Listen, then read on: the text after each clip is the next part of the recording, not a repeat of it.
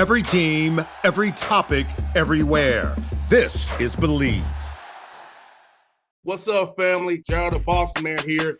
You're tuned into the Bossman Show on AM 1010, AM 1430, 1055 The King. Check The King out at 105theking.com and the Bossman Show at bossmanshow.com. Hit me up on Instagram, The Bossman Show, Twitter at Bossman Show, and Facebook, Bossman Show. It's the Bossman on your radio. Listen to the Bossman Show with your host, JR, Saturdays at 9 a.m. right here on AM 1010, The King. BS3 Network, changing the way you watch TV. Yes, BS3 Network, changing the way you watch TV, covering content and hot topics from A to Z, sports, music, society and culture, movie reviews, you name it, we have it. Check it out on bs3network.com or check us out on Roku, BS3 TV on Roku, as well as check out your favorite podcast on all podcast platforms or Spreaker.com/BS3 Network. You are now tuned to BS3 Network. This episode is brought to you by Progressive Insurance. Fiscally responsible, financial geniuses, monetary magicians. These are things people say about drivers who switch their car insurance to Progressive and save hundreds. Because Progressive offers discounts for paying in full, owning a home, and more. Plus, you can count on their great customer service to help you when you need it, so your dollar goes a long way. Visit Progressive.com to see if you could save on car insurance. Progressive Casualty Insurance Company and Affiliates. Potential savings will vary. Not available in all states or situations.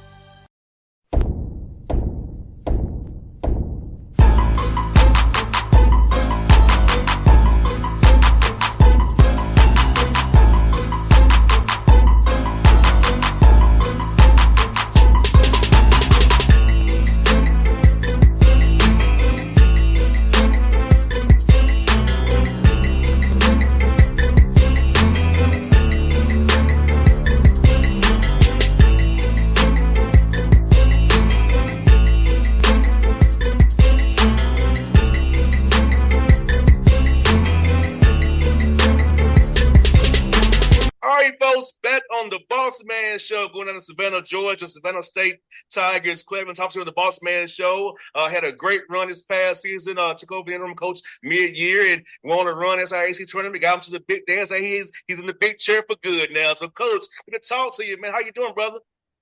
Pretty good, and thank you for having me. Really appreciate it. You're very well. Coach, let me ask you, man. I know Coach Brian X has been a legend down there, man, for years at Savannah State. He retires mid-year. You take over.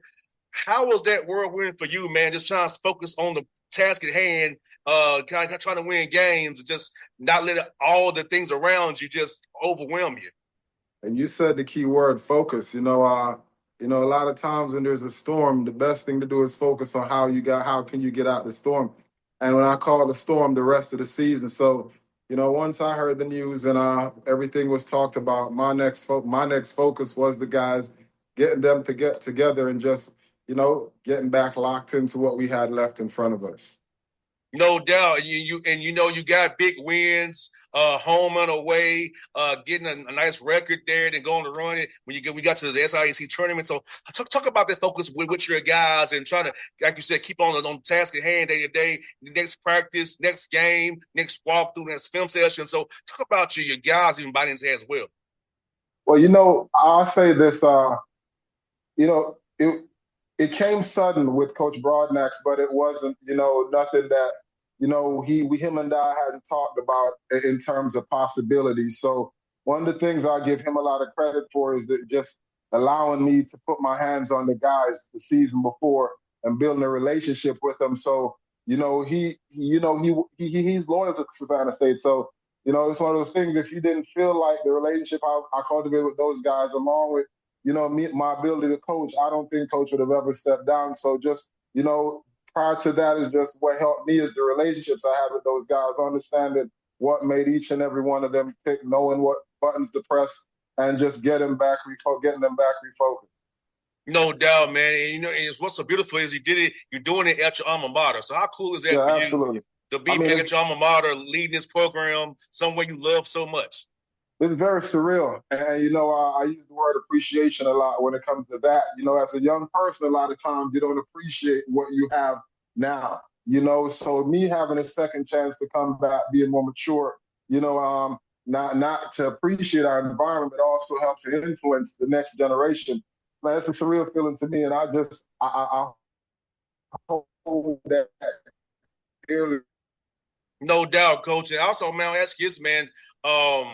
I saw some of your games over at Morehouse, man, and the environment over there. Like, talk about that trimming environment, man, and having your guys ready to play on such short turnarounds, but them still having them lock in and get the job done, get those big wins to get to the NCAA tournament and get the honor bid for SIAC. It was just constant preparation. When you talk about getting into the tournament, first off, you have to have short-term memory. Regardless of how you played the night before, obviously you have to win. But just getting back after each game and dissecting what's next, looking at the things that we didn't do right in the game before, fixing it, and getting to the next opponent and spending a lot of time with scouting. I tell you, I didn't do it by myself. I got some great guys on staff, and one of them is our guy, Randall Moss, that does a lot of our scouting. We do it. We put a large emphasis on that, our preparation. So those things help. No doubt. And playing Saturday, Monday, how you are, now you're going to change this year, of course. But Saturday, Monday, talk about the practice week prep. So kind of not get so focused on that Monday game, really put all your eggs in that Saturday game, but knowing it's on the back end. So how do you kind of approach that? Don't you have a one-day prep between that Saturday and Monday game with some travel as well? Yeah, well, that don't start the minute the tournament starts. That comes with all the preparation we had prior to that. You kind of start prepping your guys for that. So, as you get close to this to the tournament, you shift your practice habits and kind of put them in gear towards how the tournament will be to kind of get the guys to adapt, not just physically but mentally. No doubt. And coach, for you, I'm asking this, man. How has Savannah State changed over the years? I would Tennessee State. I see how it's changed. So Yes, how has Savannah State changed for you since you was a student there and now coming back? Well, I'll say, a lot has changed, but a lot is still the same. It's still based on family. And that's one of the things that helped me as a young student athlete when I was here way back when. And that family atmosphere is still there. And with Dr. Worrell's coming on board now, and he's really emphasizing that, I think we're really just building on that as we try to shape these young student athletes. No doubt. And you said some key word about his family. Like, that's why I tell people about going to HBCUs. It's more of a family. Y'all might go to a PWI. You might get money, fame, whatever, but you're not gonna have that family environment you have at HBCU. Where you know they're gonna look out for you and us athletes because they want to succeed. So their professors at TSU that's still there who I go see when I go up to Dansville and hang out. They're still there. Now thank them for looking out for me. It's a young kid from Atlanta who didn't know anything. Yeah, absolutely. And and even one of the things for me, even teaching our young guys now how to do the same things we did so they can navigate the right way on campus, it's great. No doubt. And for you, man, let me ask you this, coaching high school ball at the Academy right there in Savannah. Talk about how that prepared you to become a head coach once you got this opportunity from all the reps being over there, being with students. So talk about that experience as well, or right in the same town that you're in right now. It was tremendous. It was an educational journey for me every step of the way. We were fairly successful there, but one of the things that really helped me, I had a young fella, Bob Weinauer, a retired NBA general manager that, a white guy, but, he came up, with nothing like I identify with, had to go through all the ranks from high school, college, to the NBA. And I was fortunate enough, he retired in Savannah as I started coaching. And he was a guy that was in my practices every day for 15 years. I can remember winning games, and I would sit down with him and he would write me another one because it wasn't just about winning the game. It's about understanding how to win the game the right way, and those things helped me a lot, along with other coaches I had along the way. No doubt. And let me ask you this, man, for you, as you build this program and put your stamp on it, what are you looking for in a young man off the court? For us, what's going to be the core values of your program that a young man from Savannah State listening to the interview knows if you recruit him, it's what he has to be about? He has the, aspire to be a distinguished gentleman. It's not about how you start, it's how you finish. But, a young student athlete that aspire to have better for themselves, meaning coming to school, getting an education and using athletics as a vessel to get that education. And my motto is, my guys that come in, they'll be 10 steps better than they came in, but when they come in, they'll leave with 2 degrees, a degree in basketball and a degree in their field of study. So they have options. They can go in athletics if they want to. They can go in their professional realm. But along the way, we plan to not just teach them basketball, but prepare them in terms of being business-minded, how to navigate and make decisions, and also understand their value as young people, so they'll know how to make decisions to better themselves. So it's a full-fledged educational process when you come and you're a student athlete with us. You're going to get far more than just basketball. And again, it's a blueprint of what I got and what helped me to become who I am today. And Coach, in this new world of NIL and, having their own likeness, talk about the importance of teaching these young men financial responsibility, because they don't understand that money is taxed. And, it's really important. It's absolutely important, but that's why I go back to value in terms of understanding the value they have in themselves, because even before understanding how to manage money, if they don't understand what they bring to the table as an individual, they'll squander the money because they think they don't understand that money, it come and go. So you go from there and then you start teaching them the education of money, what to do with it, invest in things like that. No doubt, 100%. Because I remember, Coach, you probably remember the same thing when you was in school. The credit card companies come to the student center. You get you they offer you pizza or a shirt for a card that's going to sell on you for the rest of your life. And I feel like they had trap a little bit. I'm out of it now, but for a few years there, I was near trap. I had to get myself out of what I did when I was a sophomore in college. I will give these guys, student athletes, now a little bit of credit. Those things won't get them like they got us back then. They've been educated a little bit earlier in terms of those things. Hopefully they're all taking heed to it. No doubt. And Coach, for you, man, as you build your roster here going forward, are you still going to go more the transfer route, JUCO route, or the high school route? Or you feel like you can do all of the above and find the right fits for you guys? I think it depends on the year. We have a percentage system that we use based on guys that we have leaving, and in terms of, if they're graduating guys, and we kind of use that formula to determine how we build the roster, the prior year. As a matter of fact, we've already started on next year's recruiting process already. We've zipped up this year and have been kind of just slowly filling out the board for next year based on our percentages and the guys that we have graduating next year. Our goal is to try to stay a season ahead in terms of our recruiting and the goals we have in place for our team. And Coach, for you, man, how cool is it being in Georgia and near Florida where all this talent is? Where you just go in any one of these states, just drive in your car, man. You can find talent. So how cool is it for you to be able to be that close? Whether you're in Georgia, you can get Hope kids that's talented, or going down into Florida and find the right kids in Florida and build a roster that way where you don't have to do too much outward recruiting. You can just do it right in the area and find what you need. It's pretty cool, and we enjoy that. Again, I don't do it by myself. Another one of our staff members, Coach Bergsteiner, he beats the street. He builds relationships. He and he get it done for us. And like you said, he's up and down that circle. A lot of times doing it, all times of night. But it takes a lot in order to sustain and build a program the right way. So we got a bunch of different supporting cast. No doubt. And like you said, man, Georgia is so talented. And talk about the high school basketball in Georgia, how it's very at a high level, how the coaching's at a high level, and how when you get guys from Georgia, they're pretty much ready to play as freshmen for you and contribute. Yeah, I think it's great. For me, though, I really wish as those guys matriculate, they'd spend a little bit more time educating those guys so they understand what the process looks for them as they get out of high school.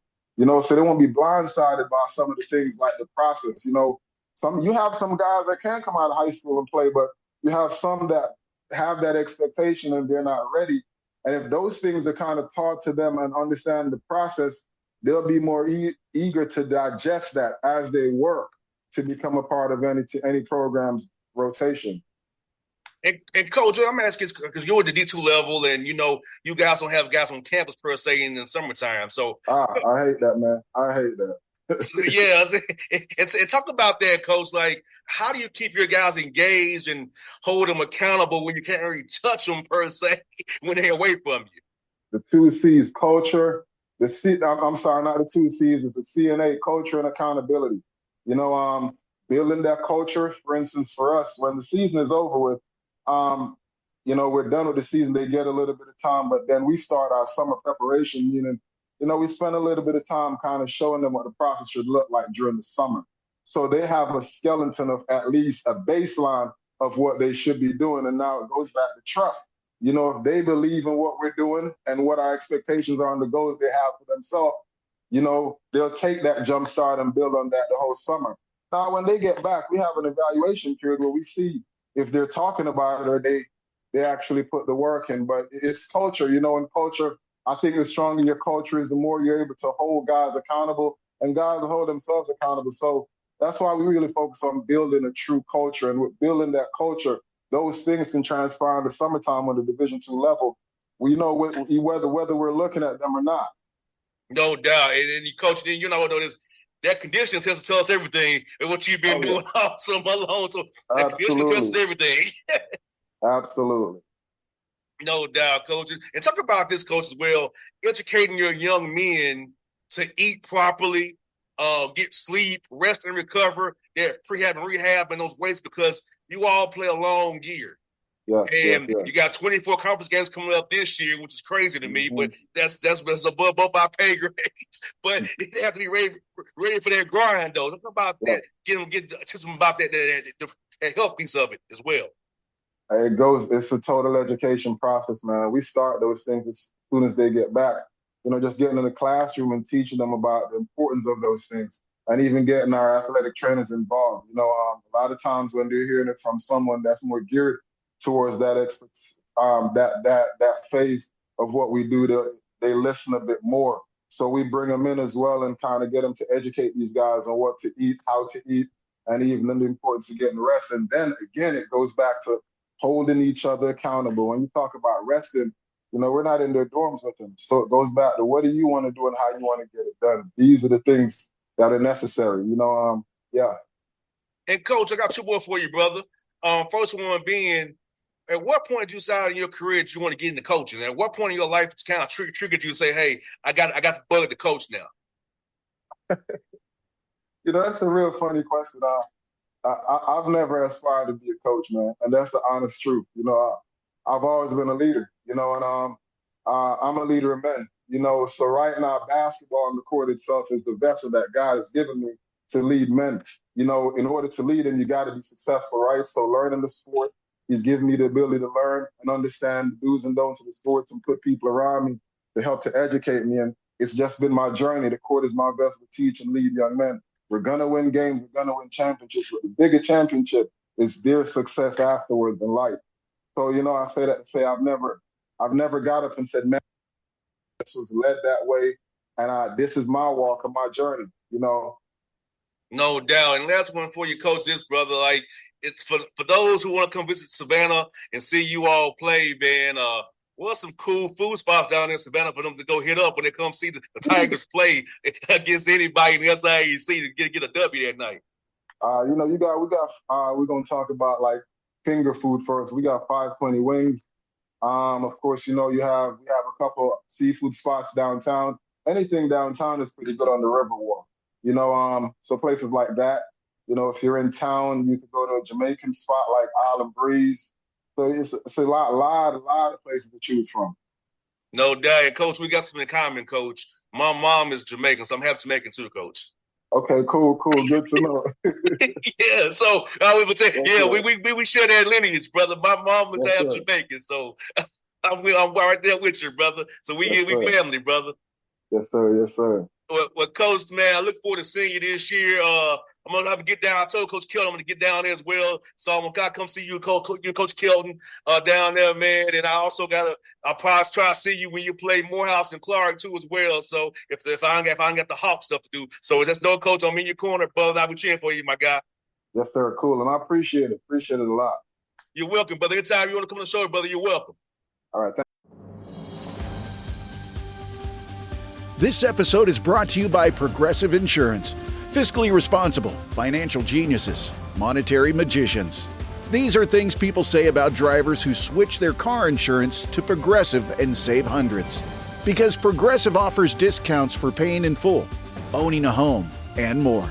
Plus, you can count on their great customer service to help you when you need it, so your dollar goes a long way.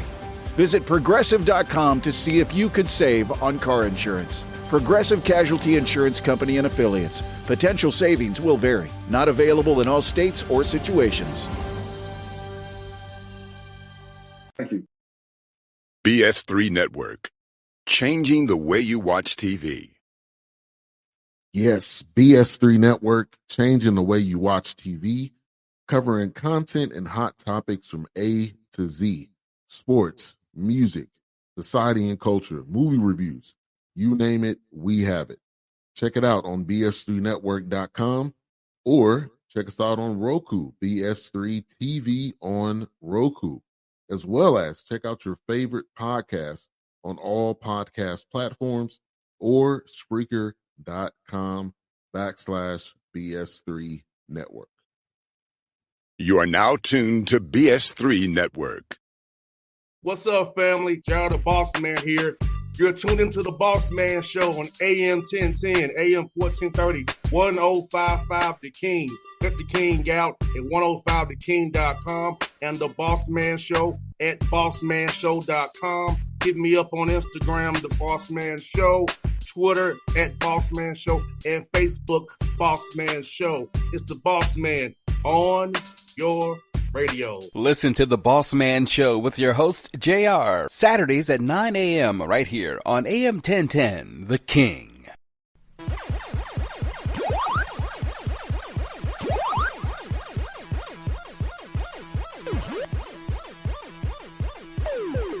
Wayfair's biggest sale of the season is here. Right now, score up to 80% off everything home, plus fast and free shipping site-wide. Shop now through July 28th at wayfair.com. Wayfair, every style, every home.